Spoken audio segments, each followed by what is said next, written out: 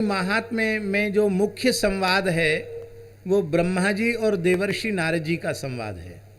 देवर्षि नारद जी गोदावरी महात्म्य का प्रश्न श्री अपने पिता सृष्टिकर्ता श्री ब्रह्मा जी से कर रहे हैं और ब्रह्मा जी उसका उत्तर दे रहे हैं।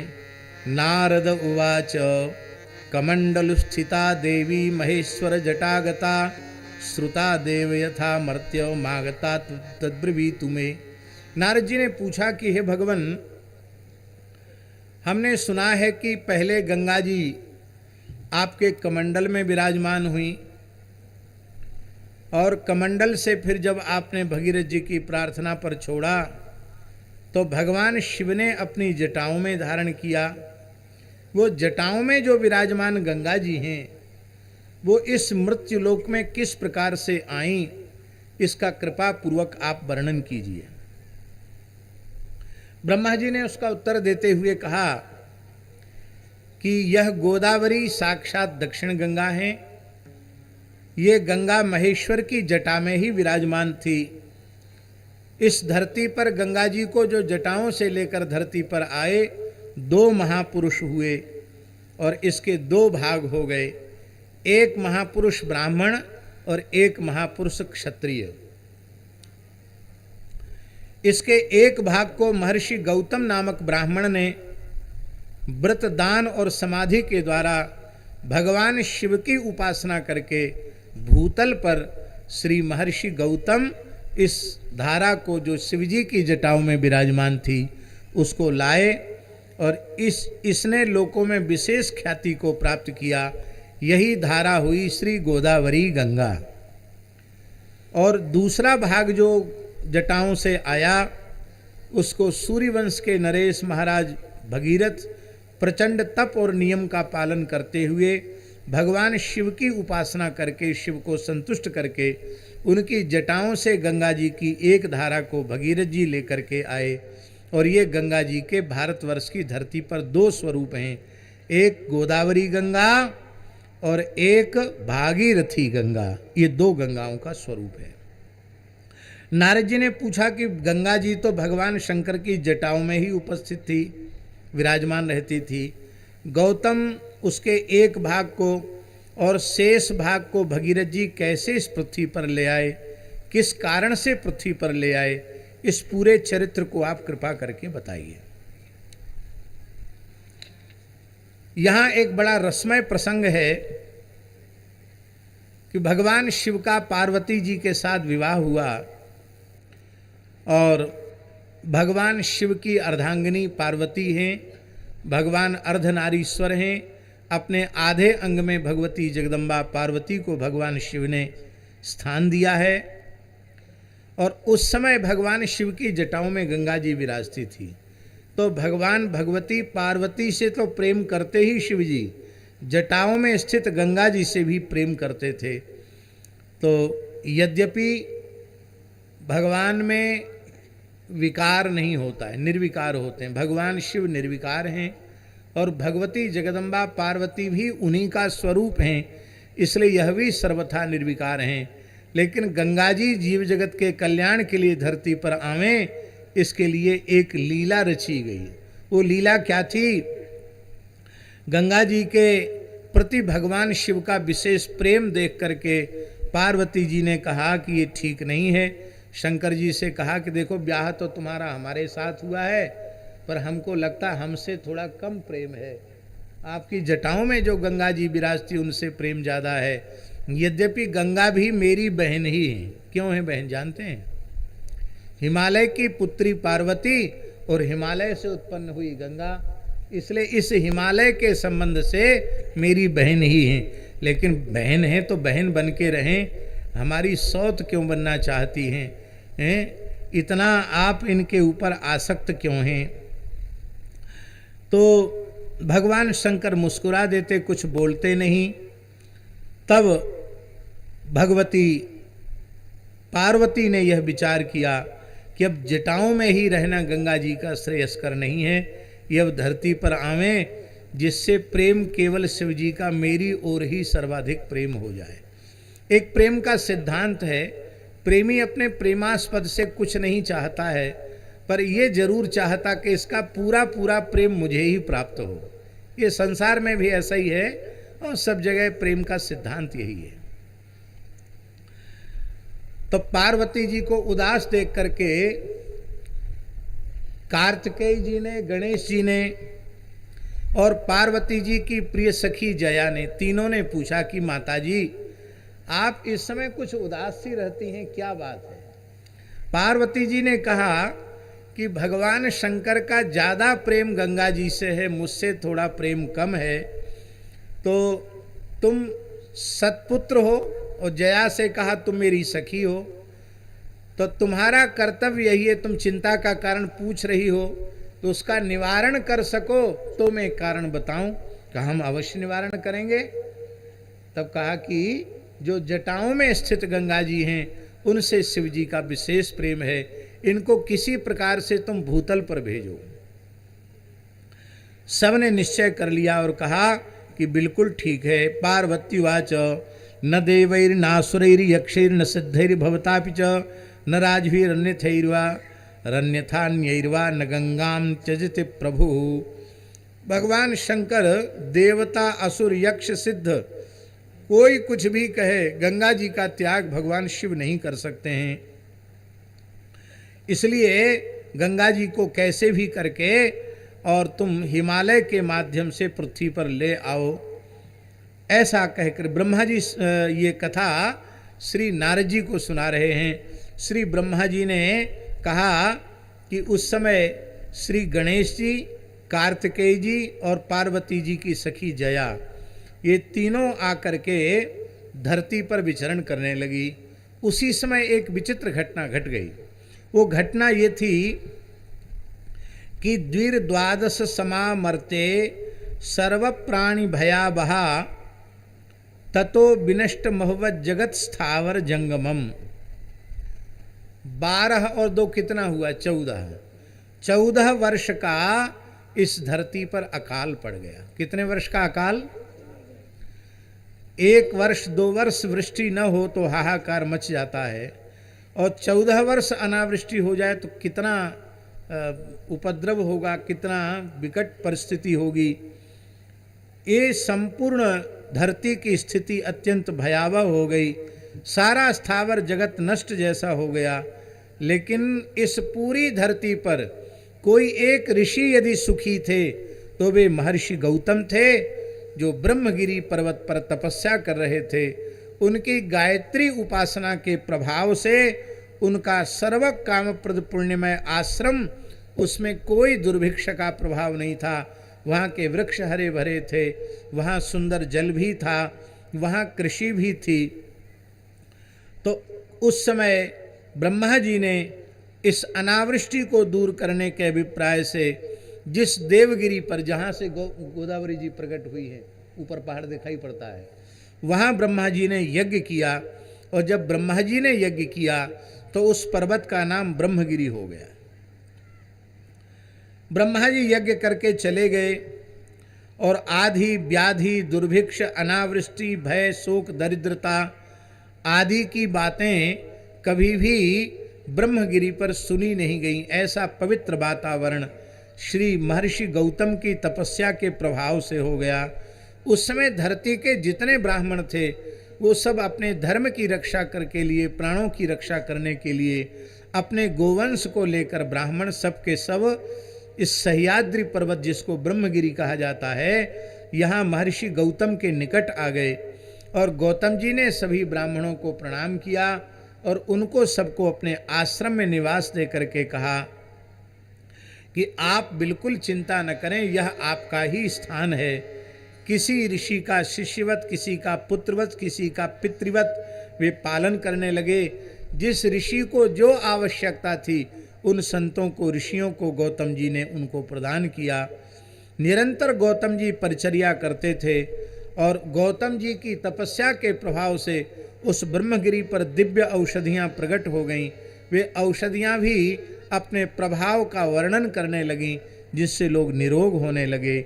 यह देख करके ब्रह्मा, विष्णु और शिव तीनों देवता प्रसन्न हो गए।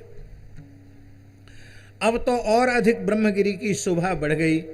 उस समय गौतम ऋषि बार बार ऋषियों से पूछते थे, प्रत्यहम भक्ति बुनियाद गौतमस्त्वागतान मुनीन, रोज पूछते थे कि भगवान हम आपकी क्या सेवा करें, आप अपने सेवक की तरह, अपने शिष्य की तरह हमें आज्ञा प्रदान करें कि आप हमारी किस सेवा से संतुष्ट होंगे।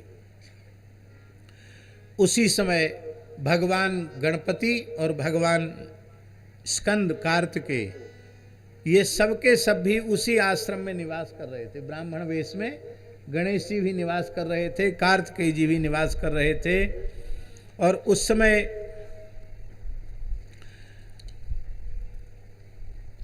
गणेश जी ने कहा, विनायक देव ने कहा कि इस समय गौतम ऋषि की प्रशंसा ब्रह्मलोक में भी हो रही है, शिवलोक में भी हो रही है, भगवान के वैकुंठ में भी उनकी प्रशंसा हो रही है, स्वर्ग में तो देवता उनकी भूरी भूरी प्रशंसा कर रहे हैं, सारी धरती पर महर्षि गौतम का यश छाया हुआ है। इस समय गौतम के तप को दर्शित करने का कोई उपाय नहीं है कि किसी प्रकार कैसे गंगा जी प्रकट हों। इनका तपोबल बड़ा अद्भुत है। ये ही गौतम जी ही चाहें और किसी में सामर्थ्य नहीं है। यदि गौतम ऋषि चाहें और वे कठोर तप करके भगवान शिव से वरदान मांग लें कि आप अपनी जटाओं में विराजमान गंगा जी को सारी धरती के कल्याण के लिए धरती पर भेज दीजिए, तो भले ही गंगा जी आ सकती हैं, अन्यथा नहीं आवेंगी। अब गौतम जी ये क्यों करने लगे तपस्या कि गंगा जी यहाँ आवें? इसके लिए कुछ न कुछ तो लीला रचनी पड़ेगी। तो उस लीला को रचने के लिए श्री गणेश जी जो ब्राह्मण के वेश में निवास कर रहे थे, उन्होंने ब्राह्मणों को धीरे धीरे फोड़ना आरंभ किया। ब्राह्मणों से कहा, हो गया, यहीं पड़े पड़े अपना जीवन व्यतीत कर रहे हो। अरे जननी जन्मभूमिश्च स्वर्गादपि गरीयसी। कोई राजस्थान के हो तो राजस्थान में जाओ, हिमालय के हो तो उत्तराखंड में जाओ, निमिपाल देश के हो तो वहाँ जाओ, सब के सब अपना दंड कमंडल लेके यहाँ आ गए, जाओ अपने अपने स्थानों को लौट के जाओ। तब वे ब्राह्मण कहने लगे कि हमारे प्राण गौतम ऋषि के अन्न से बचे हैं, ये मेरे धर्म पिता हैं, ये हमारे गुरु हैं, ये हमारे रक्षक हैं, हम इनको त्याग कर कहीं नहीं जा सकते। हम जब तक ये स्वयं न कहें तब तक हम लोग गौतम ऋषि को छोड़ करके नहीं जा सकते। लेकिन हे वयोवृद्ध ज्ञानवृद्ध ब्राह्मण, आप बार बार प्रेरित कर रहे हैं, तो आपकी आज्ञा से हम लोग गौतम जी से प्रार्थना करते हैं। गौतम जी से प्रार्थना किया कि भगवान अब तो अकाल समाप्त हो गया है, बढ़िया वर्षा हो गई सब जगह, तो अब आप अपने अपने आश्रमों में हमको जाने की आज्ञा प्रदान कर दीजिए। इतना सुनते ही गौतम जी रोने लग गए और उन्होंने कहा, युष्मत् चरण शुश्रूषाम करोमि मुनि पुंग्रवाह। हे महर्षियों, मैं आपके चरण कमलों की सेवा करूंगा। लगता है हमारी सेवा में कहीं न कहीं कोई चूक हो गई है, इस कारण से आप उनको छोड़ करके यहाँ से जाना चाहते हैं। हे भगवान, आप जाएं अपने घर तो तब जब इसे आप अपना आश्रम न मानते हो। जब यह आपका ही आश्रम है तो आप अपने आश्रम को छोड़कर कहाँ जाना चाहते हैं? इदमेवाश्रमम पुण्यम सर्वेशामिति मे मति। हमारा विचार तो यह है कि आप सबका ही आश्रम है, मैं तो कुछ नहीं हूँ यहाँ का, सर्वे सर्वा तो आप ही हैं। यहाँ महाराज जी एक शिक्षा भी है कि गौतम जी का ऋषि मुनि महात्माओं के प्रति जैसा भाव है, ऐसा भाव किसी भी स्थानदारी के भीतर आ जाए तो साधु उस स्थान को अपना स्थान मानकर अपना संपूर्ण जीवन सेवा में लगा देंगे। समस्या वहीं आती है जहां व्यक्ति अपने को सर्वे सर्वा मान लेता है, अब फिर ठाकुर की संपत्ति, ठाकुर जी के निमित्त जो आया, गौ के निमित्त आया, संतों के निमित्त आया, वो हमारा व्यक्तिगत है, ऐसा विचार करके जब वो उसका दुरुपयोग करने लग जाता है तो उसके लोक परलोक दोनों नष्ट हो जाते हैं। और नहीं तो ठाकुर जी के दरबार में किसी वस्तु का भाव नहीं। उदारता पूर्वक संतों की सेवा करो। अरे संतों को रोटी कौन देगा? संतों की कृपा से हम लोगों को रोटी मिल रही है, ये भाव। तो गौतम जी ने कहा कि जरूर मेरी सेवा में कोई न कोई चूक हो गई है, इसलिए आप लोग आश्रम छोड़कर जाना चाहते हैं। ब्राह्मण उनको रोते हुए देखकर बोले कि अब हम कहीं नहीं जाएंगे। गणेश जी बोले, लो साहब, इतना इनको धीरे धीरे धीरे धीरे एकांत में, कुछ आजकल की भाषा में कहते हैं ना ब्रेन बास, ब्रेन बास करके इनको धीरे धीरे सबको तैयार किया था। और तो बाबा जी रोने लग गए, रोते रोते सबको रोक लिया। अब क्या किया जाए? अब ये ब्राह्मण तो राजी नहीं होंगे, तो ब्राह्मण को कोई कारण बना के यहाँ से निकालने का प्रयत्न किया जाए। ऐसा कह करके गणेश जी और कार्तिकेय जी ने सबने मिलकर के विचार किया कि अब क्या करना चाहिए। तब गणेश जी ने पार्वती जी की सखी जया से कहा, अब एक ही उपाय है। क्या? हे मेरी माता पार्वती की प्रिय सखी जया, आप अत्यंत कृश दुर्बल गाय के रूप में महर्षि गौतम के पास जाइए और गौतम जी का जो साली नामक धान्य है, धान के खेत में घुस करके उसको खाइए। गौतम जी कुछ बोलेंगे नहीं, फिर कुछ खेत को उजाड़िए, अपने खुरों से पैरों से कुचलिए, नष्ट भ्रष्ट कीजिए, और जब जैसे ही गौतम हुंकार करें तो तुम मरने का नाटक करना। मरना तो है नहीं, मरने का नाटक पूरा करना है। तुरंत चारों खाने चित्त हो जाना, लुढ़क जाना। बस फिर हम हल्ला मचाएंगे कि देखो देखो देखो, ये इतना बड़ा महात्मा बनता है, इतना बड़ा ऋषि बनता है गौतम, और देखो इसके घर में एक गाय ही तो थी, बेचारी खा जाती तो क्या होता?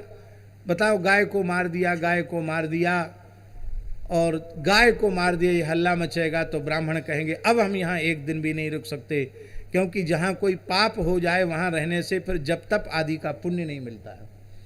हम एक बात प्रसंगवश कह रहे हैं, आज इतनी कथाएं हो रही हैं, इतने बड़े बड़े उत्सव महोत्सव हो रहे हैं, इतने बड़े बड़े यज्ञ हो रहे हैं, धार्मिक आयोजन हो रहे हैं, लेकिन जो लाभ शास्त्रों में उन कर्मों का, सत्कर्मों का लिखा हुआ है, उसकी अनुभूति नहीं हो पा रही है। उसका कारण क्या है? उसका कारण है भारतवर्ष की धरती पर गायों का रक्त गिर रहा है। तो गोवंश का तिरस्कार, गो हत्या का यह दुष्परिणाम है। नहीं तो इतना धर्म जागरण हो रहा है, युग परिवर्तन हो जाना चाहिए। और हम ये विश्वास करते हैं जिस दिन भारतवर्ष की धरती गोवध के कलंक से विमुक्त हो जाएगी, गाय की रक्त की एक बूंद भी भारत की धरती को अपवित्र नहीं करेगी, गोवंश सुखी और प्रसन्न हो जाएगा। हम विश्वास करते हैं कि बिना बदले भारतवर्ष की धरती पर युग बदल जाएगा और भारतवर्ष का सनातन धर्म का ध्वज पूरे विश्व में फहरा जाएगा, भारत जगद्गुरु के पद पर प्रतिष्ठित हो जाएगा। छत्रपति शिवाजी महाराज जी ने और छत्रपति संभाजी महाराज जी ने इसी महाराष्ट्र की धरती से हिंदवी राज्य का शंखनाद किया था। और इसी धरती पर हमारी सिख परंपरा के दसम गुरु श्री गुरु गोविंद सिंह जी महाराज ने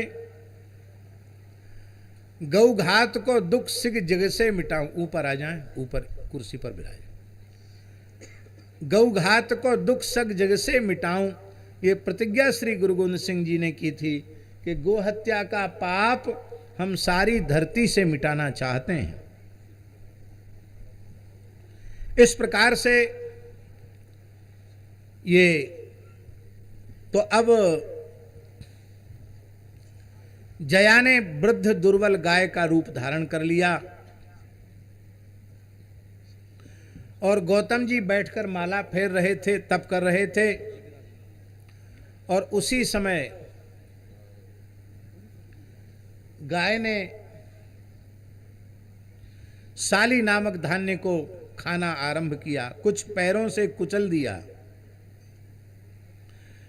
जगाम शालीन खादनी ताम ददर्श सगूतमः गाम दृष्ट्वा विकृताम विप्रस्ताम तरणेन निवारयत निवार्यमाणा सा तेन स्वनम कृत्वा पपात गौः। तस्याम तो पतितायांच हाहाकारो महानभूत। गौतम जी ये व्याकुल थे यह सोच करके कि धान का खेत है, कीचड़ है, ये गाय अत्यंत दुर्बल है, कहीं ऐसा न हो कि गाय कहीं कीचड़ में धंस जाए और इसको निकालने में ही इसके प्राण निकल जाएं। तो कीचड़ से बचाने के लिए थोड़े हरे हरे तिनके लेकर गाय को स्पर्श किया और थोड़ा हुंकारी किया कि गाय इधर आ जाए, कीचड़ में ज़्यादा न जाए।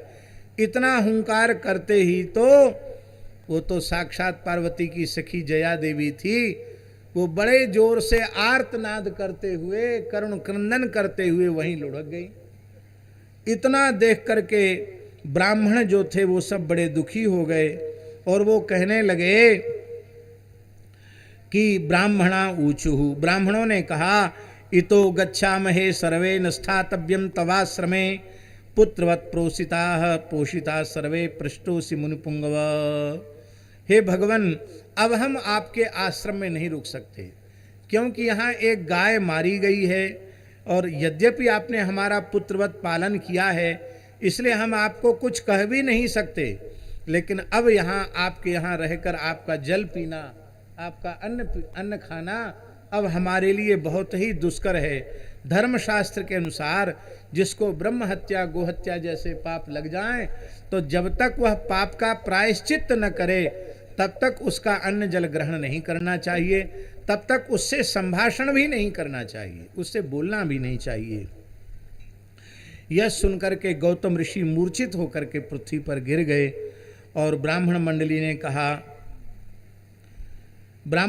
ने कहा कि अब आपके गिरने से क्या होगा। विज्राहत इवासीत स विप्राणाम पुरतोपतत तमूर्चुर ब्राह्मणा सर्वे पश्येमाम पतिताम भुवि।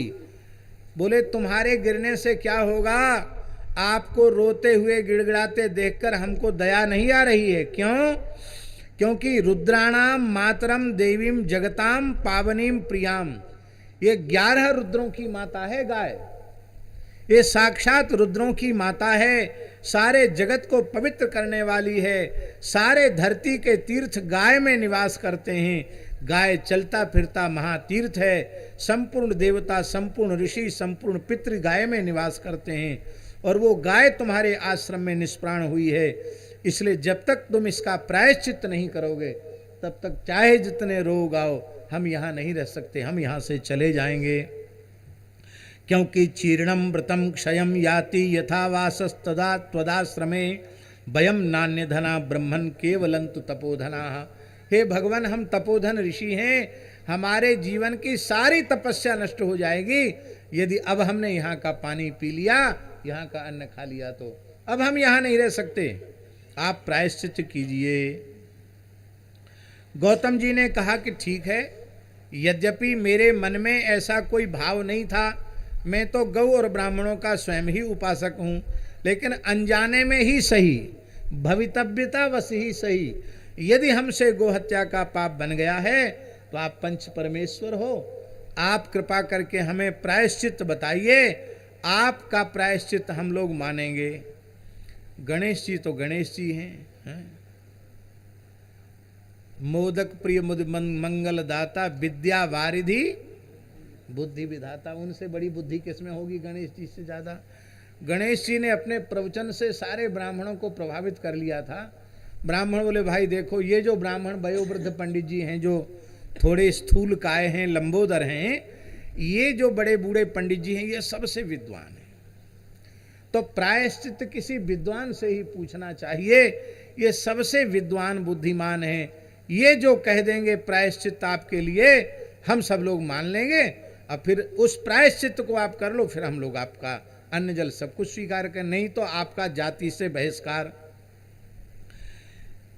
तब गौतम जी ने कहा कि ठीक है, अलग अलग ब्राह्मणों से पूछने में अनिर्णय की स्थिति आती, अच्छा है आप लोगों ने अपनी ओर से एक प्रतिनिधि रूप में ब्राह्मण नियुक्त कर दिया है, ये तो हमारे लिए बहुत सुविधा हो गई।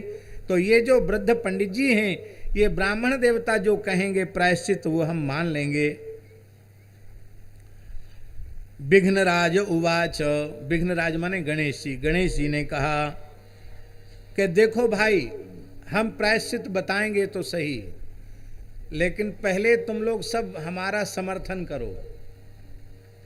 नेता लोग बोलते हैं ना, सर्वसम्मति से प्रस्ताव पारित होना चाहिए, उसमें पक्ष विपक्ष न हो। गणेश जी बोले पक्ष विपक्ष की बात नहीं है, आप सर्वसम्मति से हमारा समर्थन करो तो हम बोलें, नहीं तो हम क्यों बोलें। सबने कहा हाँ हाँ महाराज। कहते ना तुम संघर्ष करो हम तुम्हारे साथ हैं। तो गणेश जी से सबने कहा हाँ पंडित जी ठीक है, बिल्कुल ठीक है ब्राह्मण देवता, आप जो कहेंगे वही हम सब मानेंगे। विघ्नराज उवाच, तब गणेश जी ने कहा, महेश्वर जटा जूटे ब्रह्मणो व्यक्त जन्मनः कमंडलु स्थितम वारी तिष्ठतीति सुश्रम।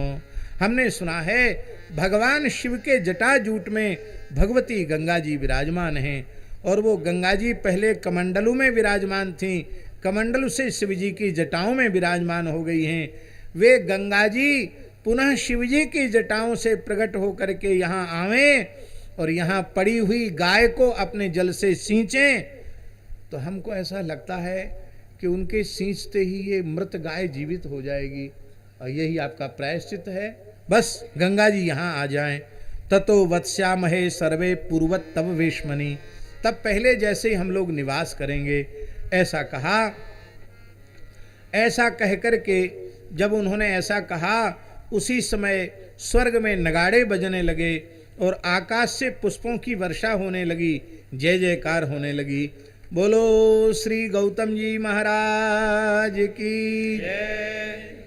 गौतम जी ने कहा, मेरे तपोबल से, अग्नि की कृपा से, ब्राह्मणों के अनुग्रह से यह मेरा संकल्प सिद्ध होगा। यहाँ एक बात बहुत ध्यान देने की है कि इतने तपोधन हैं महर्षि गौतम के, वे कहते कि हाँ हम जब चाहें तब गंगा जी को जटाओं से बाहर ला सकते हैं, लेकिन उनकी विनम्रता देखिए। वो कहते हैं मेरा बल नहीं है, मैंने जो अखंड अग्निहोत्र किया है हजारों लाखों वर्षों तक, अग्निदेव की कृपा से, आप सब ब्राह्मणों की कृपा से ये मेरा संकल्प अवश्य पूर्ण होगा। और ऐसा कहकर के महर्षि गौतम कठोर तप में लग गए, और भगवान गणेश, कार्तिकेय और जया देवी अपने अपने स्थान को चले गए। और इधर श्री गौतम जी ने कठोर तप किया। वो विचार करने लगे कि अकस्मात ऐसी घटना कैसे घट गई। तब उन्होंने ध्यानस्थ होकर समाधि में देखा, तो समाधि में सारी बात उनको समझ में आ गई कि यहाँ न कोई गाय है, न कोई पाप हुआ है। गंगा जी जीव जगत के उपकार के लिए गंगा जी धरती पर आना चाहती हैं, और इस नाटक में यश हमको मिलना चाहता है। ये यश की माला, यश की जो वैजयंती है वो हमारे कंठ में पड़ना चाहती है। चलो कोई बात नहीं, किसी भी प्रकार से ब्राह्मणों का हित हो, जगत का हित हो, सबकी, शिव जी की प्रसन्नता प्राप्त हो, पार्वती माता प्रसन्न हो जाए, इससे अच्छा और क्या है। प्रसन्न होकर के और वे कठोर तप में लग गए। अत्यंत कठोर तप उन्होंने किया और उमा महेश्वर से शोभित कैलाश की ओर उन्होंने प्रस्थान किया। कैलाश शिखर पर जाकर के भगवान शिव ने, नारद जी कहते हैं कि कैलाश शिखर पर जाकर के श्री गौतम ऋषि ने कठोर तप आरंभ किया। ब्रह्मोवाचो गिरिंगत्वा ततो वत्सो वाचम संयम्य गौतम आस्तीर्य सकुशान प्राज्ञः कैलासे पर्वतोत्तमे। कैलाश पर्वत पर कुशाएं बिछा करके अन्न जल त्याग करके महर्षि गौतम कठोर तप करने लगे, और करते करते वो एक स्तोत्र का पाठ कर रहे थे। इस स्तोत्र की बड़ी भारी महिमा है। इस स्तोत्र से जो भगवान शिव की उपासना करता है उसके ऊपर भगवान शिव प्रसन्न होकर अपना अनुभव अवश्य कराते हैं। एक दो श्लोक हम बोल देते हैं। गौतम उवाच भोगार्थिनां भोगमभीप्सितंच दातुं महान्त्यष्टवपुंसि धत्ते सोमो जनानां गुणवन्ति नित्यं तम नित्यं देवं महादेवमिति स्तुवन्ति। कहते हैं कि हे भगवान, हे महादेव जी, आप भोगार्थियों को भोग प्रदान करने के लिए ही और मोक्षार्थियों को मोक्ष प्रदान करने के लिए आपने अष्टमूर्ति धारण की है। पृथ्वी भी आपका स्वरूप है, जल भी आपका स्वरूप है, तेज भी आपका स्वरूप है, वायु ही आपका स्वरूप है, आकाश भी आपका स्वरूप है, मन बुद्धि और प्राण यह भी आपका ही स्वरूप है। ये आप अष्टमूर्ति हैं। सूर्य चंद्र और आत्मा ये आपका स्वरूप है। इस प्रकार से आप अष्टमूर्ति हैं, संपूर्ण जीव जगत का आप कल्याण करते हैं। इस प्रकार से भगवान शिव की उन्होंने उपासना की, बड़े सुंदर स्तोत्र का पाठ किया और इस प्रकार से सैकड़ों वर्षों तक श्री गौतम जी कठोर तपस्या करते रहे। भगवान शिव अत्यंत प्रसन्न हुए। प्रसन्न होकर के भगवान शिव ने कहा, शिव उवाच किम ते गौतम दास्यामि भक्ति स्तोत्र व्रतै शुभै परितुष्टोस्मि याचस्सो देवानामपि दुष्करम। हे गौतम, मैं तुम्हें क्या प्रदान करूं? जो देवताओं के लिए भी दुर्लभ वस्तु है वो मैं तुम्हें देने के लिए प्रस्तुत हूं। तुम जो चाहोगे वही तुम्हें प्राप्त हो जाएगा। श्री गौतम जी ने कहा कि भगवान, इस जीव जगत के कल्याण के लिए और मुझे गोवध के पाप से मुक्त करने के लिए आप कृपा करके अपने जटाओं में विराजमान गंगा जी हमको प्रदान कर दीजिए। जटास्थितां शुभां गंगां देहि मे त्रिदिशार्चित यदि तुष्टोसि देवेश त्रयी धाम नमोस्तुते। यदि आप प्रसन्न हैं तो हे त्रयी धाम, आप अपने जटाओं में विराजमान गंगा जी हमको दे दीजिए। यह सुनकर के श्री शंकर जी प्रसन्न हुए और उन्होंने कहा कि तुमने केवल अपने निजी कल्याण के लिए गंगा जी को नहीं मांगा है, तुमने तो सारी धरती के कल्याण के लिए गंगा जी को मांगा है। इसलिए हम तुम्हें प्रदान करते हैं और इसके अतिरिक्त तुम्हें कोई दूसरे वरदान चाहिए तो वो भी हम तुम्हें प्रदान करते हैं। गौतम जी ने कहा कि इस गंगा जी को जटा से आप ब्रह्मगिरी पर छोड़िए। आज भी महाराज जी वहाँ शिव जी की जटाओं का चिन्ह ब्रह्मगिरी पर बना हुआ है और औदुंबर वृक्ष, गूलर वृक्ष के मूल से जटा कुंड से भगवती गंगा जी प्रकट हो रही हैं। हमने कुछ युवान संतों को 5 तारीख को ही भेज दिया था। वो सब बिना पदत्राण के पैदल चलकर ऊपर गए। थोड़ी कठिन चढ़ाई है और वहाँ स्नान करके वहीं से उद्गम से जल लेकर के आए। वो सुंदर रजत के कलश में गोदावरी गंगा जी विराजमान है। उनका दोनों समय आरती पूजा भोग सब संतों की ओर से चल रहा है। तो गौतम जी ने कहा कि इसको ब्रह्मगिरी पर आप छोड़िए और ये सभी नदियों में तीर्थ रूपा होकर ये सीधे दक्षिण समुद्र तक जाएं। इनके जल में स्नान मात्र से मानसिक पाप नष्ट हो जाएं, वाचिक कायिक पाप नष्ट हो जाएं। इस जन्म में अथवा जन्मांतर में ब्रह्महत्या जैसे पाप हैं, गोहत्या जैसे पाप हैं, वो भी गोदावरी के जल के स्पर्श मात्र से नष्ट हो जाए। ऐसा वरदान आप कृपा करके दीजिए। महाराज, चंद्र ग्रहण सूर्य ग्रहण के समय अयन विशुभ और वैधृति नाम के ज्योतिष के योग में सामान्य जल भी गंगा जल के तुल्य हो जाता है। गंगा स्मरण मात्र से वही फल प्रदान करती है। हे भगवान शिव, सतयुग में तप, त्रेता में यज्ञ, त्रेता में यज्ञ, द्वापर में यज्ञ और दान, कलयुग में दान सबसे श्रेष्ठ है।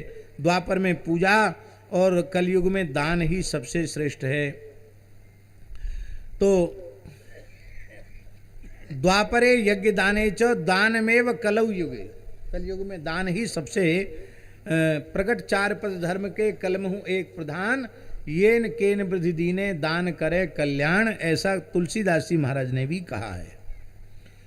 तो वो आप कृपा करके प्रदान कीजिए।